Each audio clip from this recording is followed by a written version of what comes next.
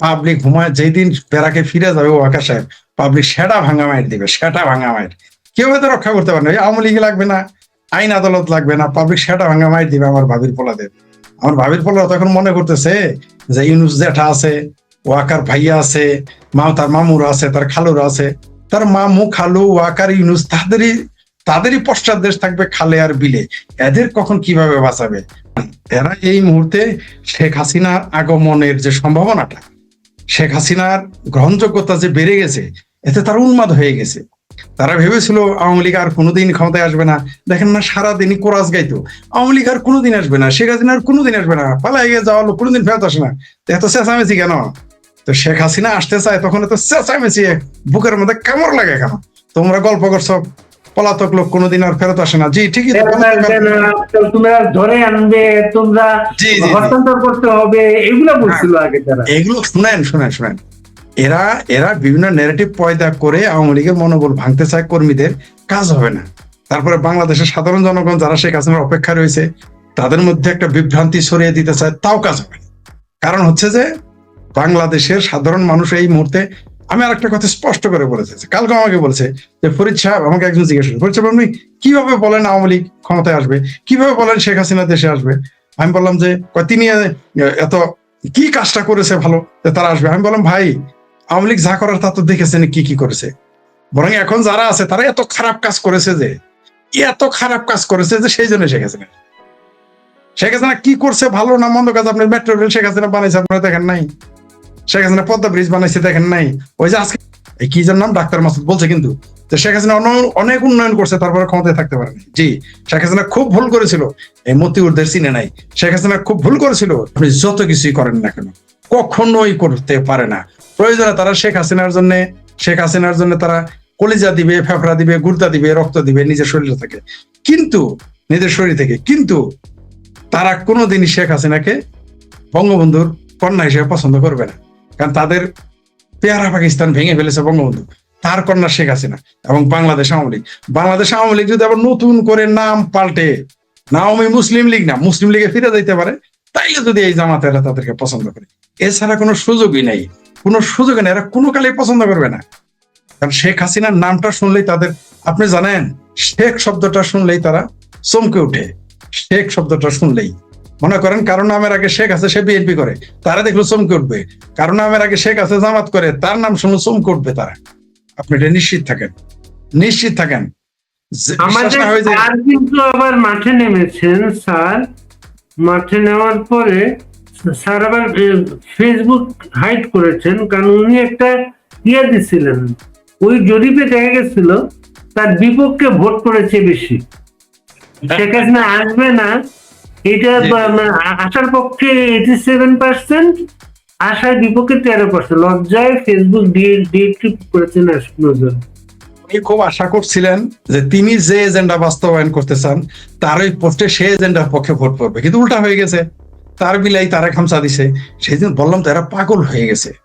শেখ হাসিনা আসবে শুনে বাংলাদেশের মানুষ প্রস্তুতি নিচ্ছে, এগুলো শুনে তাদের দিমাগ খারাপ হয়ে গেছে। তো এরা এখন আবল তাবল বকবে, কখনো মতিউর রহমান এই মতিকে ভাও করবে, কখনো মানব জমিনে মতিকে ভাও করবে, কখনো প্রথম আলোর মতিকে ভাও করবে। এভাবে তার কখনো ডেইলি স্টারে মাহফুজ আনামকে নিয়ে আসবে, আনাম ফানাম ওয়াইসি ময়সি এদের নিয়ে আসবে। এগুলোই তাদের কাজ, কিন্তু এগুলো ভাই কাটবে না। বাংলাদেশের জনগণ বুঝে ফেলছে যে 2024-এর 5ই আগস্ট তাদের সাথে কত বড় প্রতারণা হয়েছে। যারা স্বাধীনতার বিরোধী, মুক্তিযুদ্ধ বিরোধী, তাদের কথা আমি বলছি না, কারণ তারা কোনো কালেই শেখ হাসিনা আওয়ামী লীগ এদের পছন্দ করবে না, মেনে নিবে না, নিতে পারেন, প্রশ্নই আসেন। বাংলাদেশের বিএনপি, বাংলাদেশের আওয়ামী লীগ জামাত হয়ে যেতে পারে, কিন্তু জামাত শিবির কখনো ছাত্রলীগ, ছাত্রদল, আওয়ামী লীগ, বিএনপি হইতে পারে না। আওয়ামী লীগ অত দূরের কথা, বিএনপি আর হতে পারে না। আমরা একটু ভাই ফরিদ ভাই আপনার ভাবির পোলাদের প্রসঙ্গে যাই। কালকে তো এই কথাটা নিয়ে অনেক হুইকি হয়েছে, ওই লোকটাকে ধমক দিয়েছে গভর্নমেন্ট থেকে, পরে একটু টোন ডাউন করছে। এটাও কিন্তু এমন কোনো টাকা না তো, এরা যেহেতু স্থানীয় সরকার মন্ত্রণালয় এলজিইডির কয়েকশো কোটি টাকা নিচ্ছে এক একজন এলাকার জন্য, 10-15 কোটি কোন ব্যাপার না তো তাদের। এই জন্যে আমার ভাবির পোলারা মনক্ষুণ্ণ হয়েছে যে মাত্র 10 কোটি আর 15 কোটির কথা বললো, ইজ্জত চলে গেছে। কারণ ওরা শত শত কোটি টাকা মেরে দিয়েছে সেই জন্য ওই ডিসির উপরে নাকি সচিবের উপরে খুব খেপা। আর তিনি বলেছেন 10 কোটি আর 15 কোটি নিয়েছে, কারণ কেসকি বান্দির পোলারা সুলতান খা হয়ে গেছে, এখন তারা যা পাবে তাই গিলা খাবে, যা পাবে তাই গিলা খাবে। তো 10 আর 15 কোটি বলছে, খুব কম পরিমাণটা কম, এই জন্য তারা একটু বেজ্জতি ফিল করছে আর কি, বুঝতে পারছেন? এই জন্য প্রতিবাদ করেছে। যদি 200-300 কোটি বলতো তাহলে কিছুই বলতো না। তবে এইভাবে আস্তে আস্তে মুখোশ তাদের উন্মোচিত হবে। হচ্ছে বাংলাদেশের জনগণ বুঝে ফেলছে তাদের গালের গোস্ত, তাদের ঘাড়ের গোস্ত, তাদের পেটের গোস্ত, তাদের পাছা ফুলে ময়মনসিংহে পাউরুটি হয়ে গেছে। বাংলাদেশের মানুষ এগুলো এখন দেখতেছে, এগুলো মনে রাখতেছে বাংলাদেশের মানুষ। শুধুমাত্র ওয়াকার ভাইয়াকে, আমাদের ওয়াকার সাহেবকে একটু শুধু চলে যেতে দেন, বেড়াকে ফিরে যেতে দেন। তারপর ওই যে কলকাতার মুর্শিদাবাদের সেই হুমায়ুন নেতার মতো ভাষায় যদি বলি, পাবলিক যেই দিন বেড়াকে ফিরে যাবে ওয়াকার সাহেব, পাবলিক সেটা ভাঙা মাইর দিবে, সেটা ভাঙা মাইর। কেউ হয়তো রক্ষা করতে পারে না, আওয়ামী লীগ লাগবে না, আইন আদালত লাগবে না, পাবলিক সেটা ভাঙা মাইর দিবে আমার ভাবির পোলাদের। আমার ভাবির পোলা তখন মনে করতেছে যে ইউনুস জেঠা আছে, ওয়াকার ভাইয়া আছে, তার মামুরা আছে, তার খালুরা আছে, তার মামু খালু ওয়াকার ইউনুস তাদেরই পশ্চাৎ দেশ থাকবে খালে আর বিলে। এদের কখন কিভাবে বাঁচাবে? এদের একটু থাকতে দেন, দোয়া করি এদের বুদ্ধি এরকমই থাকুক, কারণ এরা এরকম ওভার কনফিডেন্ট নিয়েই থাকুক। আমিও চাই এরা ওভার কনফিডেন্ট নিয়েই থাকুক এবং পাবলিকের হাতে ধরা পড়ুক, তারপরে বুঝতে পারবেন সেটা ভাঙ্গা মায়ের কাকে বলে কাকে বলে না। এই সমস্ত সাফাবাজে আমাদের ভাবির পোলাদের আর যে মতি কাকাদের। তবে 2024-এর 5ই আগস্ট আসার পর প্রমাণ হয়ে গেছে বাংলাদেশের স্বাধীনতা বিরোধী, আওয়ামী লীগ বিরোধী, মুক্তিযুদ্ধ বিরোধী, বঙ্গবন্ধু বিরোধী, জয় বাংলা বিরোধী, ভারত বিরোধী এবং হিন্দু বিদ্বেষী এরা শুধু দাড়ি টুপি আলা হয় না, 2-4 জন দাড়ি টুপি ছাড়াও হয়, 2-4 জন দাড়ি মোছ আলাও হয়, 2-4 জন কোটটাই পরা হয়, এগুলো আমরা দেখেছি। বন্ধু সম্পর্কে এদের বিরোধিতা করতেই হবে, এদের রাগ, এদের ক্ষোভ থাকতেই হবে। এরা, আপনি যার কথাটা বললেন, তিনি অনেক মিথ্যা কথা বলেছেন এবং আমার ধারণা তিনি শুধু মিথ্যা কথা বলেন নাই, তাকে বলতে বাধ্য করানো হয়েছে বলে আমি মনে করি। তাকে একটা ফরমায়েশে একটা বিবৃতি আগে লিখে দেওয়া হয়েছিল স্ক্রিপ্ট, সেটা তিনি মুখস্থ করে এগুলো বলেছেন। বাংলাদেশের মানে সবচাইতে করাপ্টেড আওয়ামী লীগের নেতা যে, সবচাইতে বেকুব আওয়ামী লীগের নেতা যে, সবচেয়ে লোভী যে নেতাটা এবং বেঈমান যে নেতাটা, সেও শেখ হাসিনা ছাড়া ইলেকশনে যাবে না, আমি বিশ্বাস করি না। ওই মতিউর রহমানের এই মানব জমিনের মতিউর রহমানের সাথেই তো শুধু কথা হয় না, আওয়ামী লীগের 2-4 জন নেতার সাথে তো, কর্মীর সাথে তো আমাদেরও কথা হয়, আমরা তো তাদের হাব ভাব বুঝি। বললামই তো, সবচাইতে বাটপার যেটা, সবচাইতে খারাপ, সবচাইতে নিম্নমানের যে আওয়ামী লীগের নেতা, সেও শেখ হাসিনা জীবিত থাকতে তাকে ছাড়া নির্বাচনে যাবে, এটা আমাদের বিশ্বাস করতে হবে। পিটিয়ে, মেরে, জ্বালিয়ে দিয়ে, ধর্ষণ করে, হত্যা করে, মামলা দিয়ে তাদেরকে আপনি কাবু করতে পারতেছেন না, আর তারা বুঝি শেখ হাসিনা কে ছাড়াই তারা নির্বাচনে যাবে, এটা আমাদের বিশ্বাস করতে হবে। মতিউর রহমান সাহেবের কথা, তার বক্তব্য দেওয়ার উদ্দেশ্যটাকে ডিজিএফআই তাকে শিখিয়ে দিয়েছে, জামাত তাকে শিখিয়ে দিয়েছে, বিএনপির 2-4 জন তাকে শিখিয়ে দিয়েছে, আপনি এইভাবে বলবেন। আর তিনি যেহেতু একজন সম্পাদক, অনেক কিছুই বোঝেন, তাকে তো আর সব বলে দিতে হয় না। বলা হয়েছে আপনি এই ধরনের নেগেটিভ পয়দা করবেন। কি ধরনের? যে শেখ হাসিনা সব দোষ, বাংলাদেশ এই জামাতের আপনি দেখবেন বাংলাদেশের অনেক মানুষ মানে ইনিয়ে বিনিয়ে প্রকাশ্যে গোপনে বলে বাংলাদেশে মৌলবাদ প্রতিষ্ঠিত হওয়ার জন্য শেখ হাসিনা সব দেয়। তাহলে আর বাংলাদেশে যারা ছিল সবগুলো বোধহয় নাস্তিক ছিল, সবগুলো বোধহয় সেকুলার ছিল, সবগুলো বোধহয় ইউরোপের গণতন্ত্রে বিশ্বাস করতো, তাই না? শুধু শেখ হাসিনা একাই, তার কারণে শুধু মৌলবাদ প্রতিষ্ঠিত পেয়েছে। বিএনপির নাম নিতে ভয় পায় বা বিএনপির নাম নিতে চায় না, মানে যত দোষ নন্দ ঘোষ, মানে শেখ হাসিনাকেই দুষ্ট হবে। বাংলাদেশের অর্থনীতি ধ্বংস শেখ হাসিনা, বাংলাদেশের গণতন্ত্র ধ্বংস শেখ হাসিনা, বাংলাদেশের মৌলবাদ প্রতিষ্ঠিত হয়েছে শেখ হাসিনা। আরে ভাই, আমি এগুলো জানি। বামপন্থীদের আমি বলতে শুনতাম যে এই তসলিমা নাসরিনের কারণে বাংলাদেশে মৌলবাদ প্রতিষ্ঠিত হয়, আমি নিজে এগুলো শুনেছি, কারণ আমি তো বাম রাজনীতিতে জড়িত ছিলাম, আমি তো জানি। তারপরে শুনলাম যে এই যে আওয়ামী লীগ, বিএনপি, এমনকি আওয়ামী লীগ এগুলো বলতো, বিএনপিরা তারপর হেফাজতদার বলতো যে এই যে ব্লগারদের কারণে বাংলাদেশে মৌলবাদ প্রতিষ্ঠিত হয়, এখন বলতেছে শেখ হাসিনার জন্য মৌলবাদ প্রতিষ্ঠিত। তো এগুলো তাদের অজুহাত, ছলের অভাব হয় না। আর এগুলো ন্যারেটিভ পয়দা করতেছে শেখ হাসিনার বিরুদ্ধে, সরাসরি ভারতের বিরোধিতা করতেছে না। দেখেন চালাকিটা করছি, সরাসরি ভারত বিরোধিতা করতে একটু লজ্জা পাইতেছে, কয়দিন পরে দেখবেন সরাসরি ভারত বিরোধিতা করতে। কোনোদিনই ভারত এই প্রস্তাব দিতে পারে না যে শেখ হাসিনাকে ছাড়া আওয়ামী লীগ নির্বাচনে যাবে। এটা একটা ঠাড়া করা মিথ্যা কথা। ভারতের রাজনীতি কিছু, ভারত সম্পর্কে যদি কেউ কিছু বলে এত সহজে বিশ্বাস করার কোনো কারণই নেই। ভারত এত বোকা না। ভারতের পাগলা কুত্তায় কামড়াইছে যে শেখ হাসিনা ছাড়া নির্বাচন করতে বলবে। ভারত এত ঠুনকো রাজনীতি করে, মনে করছে যে মতিউর রহমান চৌধুরী যা বলবে তাই আমরা বিশ্বাস করব। আমাদেরকে কি আমাদের মদ না পাওয়া গেছে না বললেই হয়ে গেল। এগুলো বাজে কথা, এগুলো ন্যারেটিভ পয়দা করতেছে। দেখেন ন্যারেটিভটা দেখেন। প্রথম ন্যারেটিভ, শেখ হাসিনা নির্বাচন অংশগ্রহণ করলে জামাতে তো আসন পাইতো না। ও আকারের নাম নিতে ভয় পাইছে, আর ইউনুসের নাম নিতে ভয় পাইছে, আমেরিকার নাম নিতে তো ভয় পাবেই।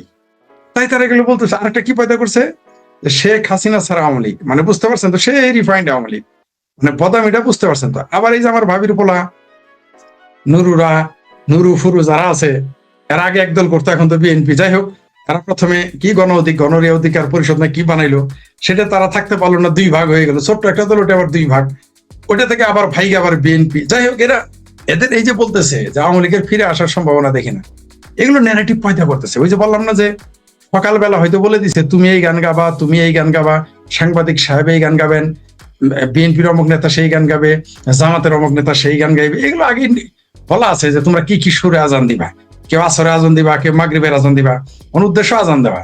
তো এগুলো আমরা বুঝি। ওই আওয়ামী লীগ ক্ষমতায় আসবে কিনা, আওয়ামী লীগের সম্ভাবনা দেখো কিনা, আর কয়টা দিন পরেই বোঝা যাবে।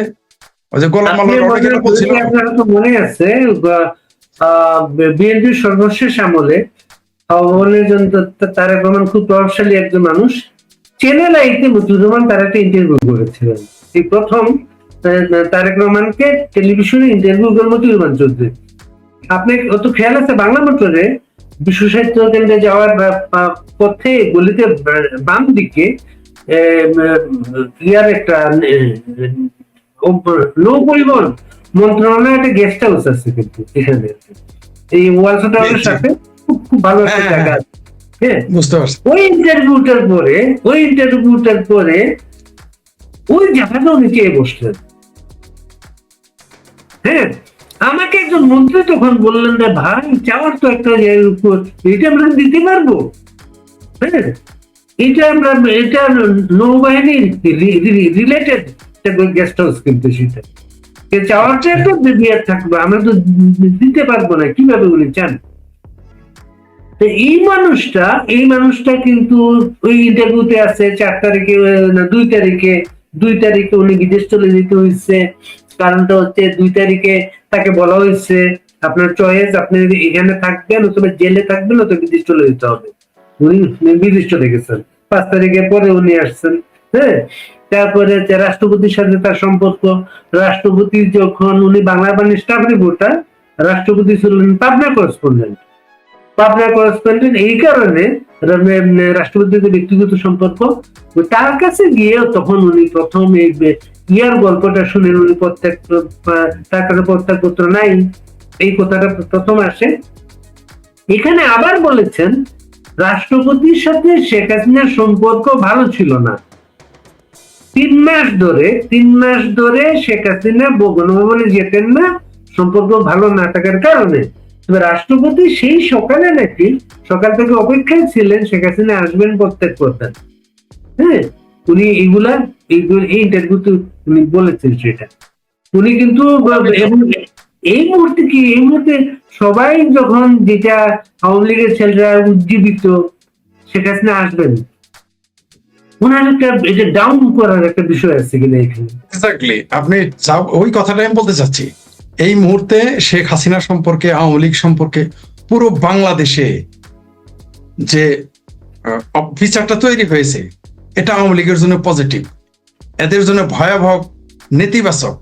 তার জন্য তারা নতুন একটা পাটপাড়ি শুরু করে দিয়েছে, এই সমস্ত ন্যারেটিভ পয়দা করেছে। এগুলো কোনো কথাই না, এগুলো মিথ্যা কথা। একটা কথাই শুধু মিললো, সেটা হলো যে শেখ হাসিনা তার পদত্যাগপত্র ভ্যানিটি ব্যাগের মধ্যে ভরে তুলে নিয়ে গেছে। এটা সত্য হইতে পারে, আর যা বলছে সবই মিথ্যা কথা। এইখানে ভারত নাকি প্রস্তাব দিয়েছে যে শেখ হাসিনা স্যার, ঠাডা পড়া মিথ্যা কথা। ভারতকে আমি খুব ভালো করে স্টাডি করি। বাংলাদেশে যারা ভারত নিয়ে স্টাডি করে, গবেষণা করে, আমি বলবো না যে আমি একমাত্র, কিন্তু তাদের 5 জনের মধ্যে আমি একজন। ভারত সম্পর্কে, ভারতের কূটনীতি, ভারতের রাজনীতি, ভারত সম্পর্কে যদি কেউ আমাকে পিছনে ফেলে রেখে যেতে চায় যে তাদের মাইন্ড সেট আপ কি, তাদের পলিটিক্যাল এজেন্ডা কি, এগুলো কারোর চাইতে কম জানি না। আমি ব্যক্তিগতভাবে ভারতের 17টা প্রদেশ ব্যক্তিগতভাবে ভ্রমণও করেছি, প্রায় 17-18টা প্রদেশ, আরো বেশি হইতে পারে। পাশাপাশি ভারতের রাজনীতি সম্পর্কে, ভারতের ব্যক্তি, শুধু রাজনীতি না, ভারতের ব্যক্তিগুলোকেও আমি স্টাডি করেছি, আর ভারতের কূটনীতি তো আমি স্টাডি করি। আমি পৃথিবীতে সবচেয়ে বেশি যেটা পড়েছি সেটা হলো ভারতের কূটনীতি, তারপরে যেটা পড়েছি সেটা হচ্ছে আমেরিকার কূটনীতি। সুতরাং ভারত সম্পর্কে আমাকে পাগলা বোঝ দিলেই তো হবে না। এই মতিউর রহমান এটা একটা ঠাডা পড়া মিথ্যা কথা, সবগুলো মিথ্যা কথা বলছে পরিকল্পিতভাবে। বাংলাদেশের আওয়ামী লীগের সাধারণ কর্মী যারা তৃণমূল কর্মী, তাদের মনোবল ভাঙার জন্য এগুলো বলতেছে। হবে না, কাজ হবে না।